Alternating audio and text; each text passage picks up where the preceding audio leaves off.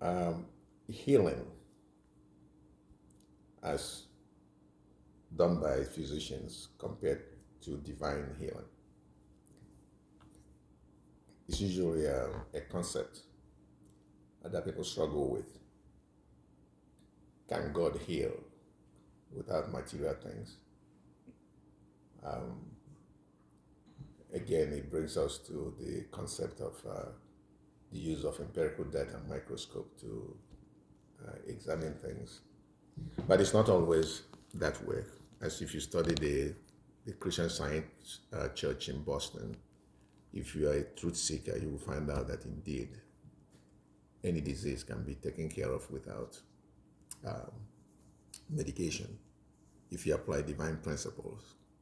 I'm not saying for you to believe me, I'm asking you to study the Christian Science phenomenon in Boston.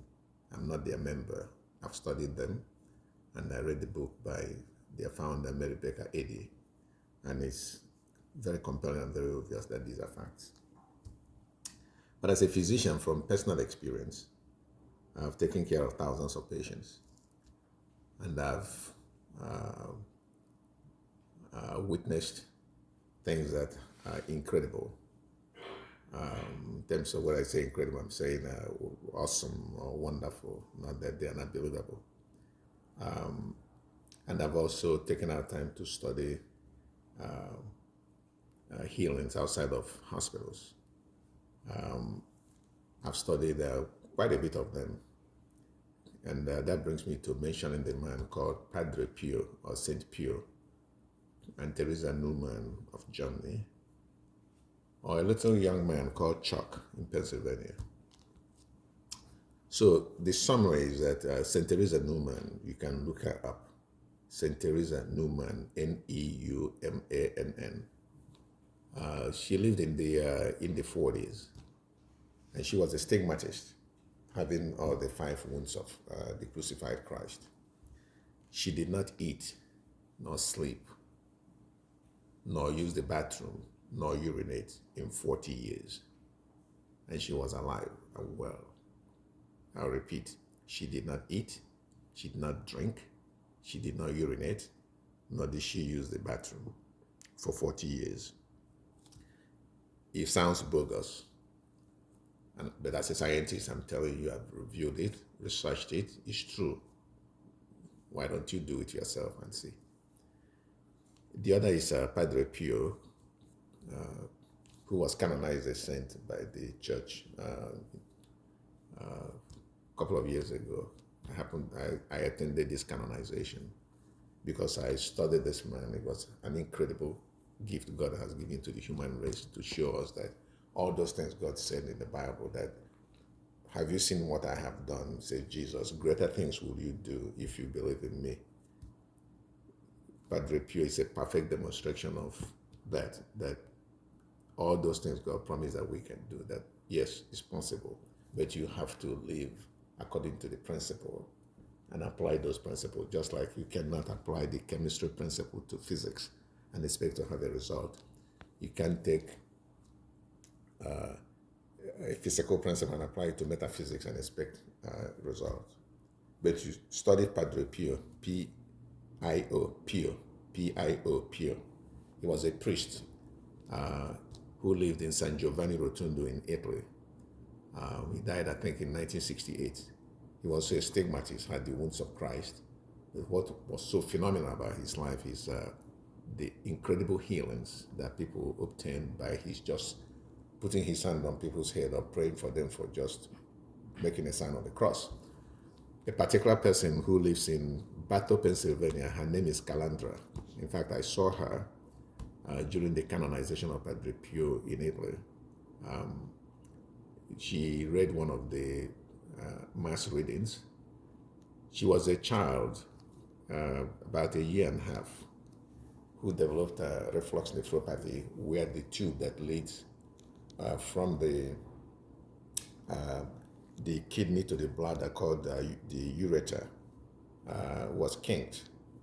And so the urine was backing up into her kidneys, and then she had what we call hydronephrosis. The kidneys were enlarged and eventually fell. So it fell while she was very young, and they had to remove that tube from the bladder and then connected the tube to the colon, so that the urine will come from the kidneys and go into the colon and will come out, through the rectum, as though she was defecating. As a little child, that's how she lived. Until one day, something happened. I will spare you the whole long story. The mother was told to bring this baby to meet Padre Pio in Italy. And she went, and he made a sign of the cross on her forehead. By the time she came back to America, this bladder that was removed during that surgery, because they removed the bladder and connected the tube to the colon. By the time she came back to America, she was urinating through the normal path, not through the colon anymore, but through the urethra, the tube that will take urine from the bladder to the outside. And so when they went back to do an ultrasound on her, they found out that she has a new bladder. The surgery was done here in the United States, and she lives here in the United States in Battle, Pennsylvania. If you're interested in finding her to find out if it's true and reviewing the medical records, I will be glad to point you to where she is. Where she is in this Battle, Pennsylvania. It's called Padre Pio International Center in Battle, Pennsylvania. The next person is a little boy called Chuck. Chuck was in coma. He was a 9-year-old who had Reye's syndrome, was in coma.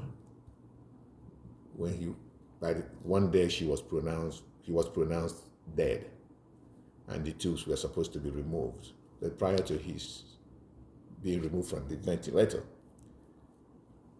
a little child entered the ICU, the room where the patient was, and the two physicians who were examining him to certify that he was brain dead before they would take him off of the vent. They saw this kid come into the room, and they asked him what he was doing there, because he was a 9-year-old kid who wasn't supposed to be in ICU. He didn't respond to them. He kept saying, "I'm here to see my friend, I'm here to see my friend." And by the time they got close to him, he opened the door of the ICU into the hallway. They opened the door after him, and he was gone. And so Unsolved Mystery heard about this story and then brought the picture of this 9-year-old to come and show these two physicians if they could recognize him. And they said, yes, that was the kid that came into the ICU. But here is actually what happened. Chuck was in coma. A bishop that had died years ago, John Newman of St. Peter Claver Church in Pennsylvania, who was a German priest. He died and was buried in that church, and if you go there, you will see his coffin. He's still there displayed in the church. And then there was a picture of John Newman when he was 9 years old hanging on the wall. So when the parents of Chuck was trying to figure out what happened, they remember that somebody gave them a medal of John Newman, which they placed on the kid, and which unfolded this event in which, after they had declared him dead for the tubes to be removed, the respiratory therapist went in to remove the tubes, and then the kid was wide awake, as though he had never been sick. They called the physicians to come back. They said, no, he's dead. They said, come back, please. And he came back, and they saw he was alive and well. And then the next day he went home. So the story was everywhere. The parents were bewildered. So they found out the woman that gave them the medal of John Newman, which they placed on the kid when he was in coma. And so she explained to them that the medal was the image of St. John Newman. So they traveled to the church in Pennsylvania to tell the priest there what they witnessed. And so when they got there, the Chuck identified, before I get here, Chuck, when he came out of coma, was asking the mother where his presents were. The mother said, what present? He said, my friend was bringing me presents here every day. Where did you keep them? And the mother couldn't understand what he was talking about.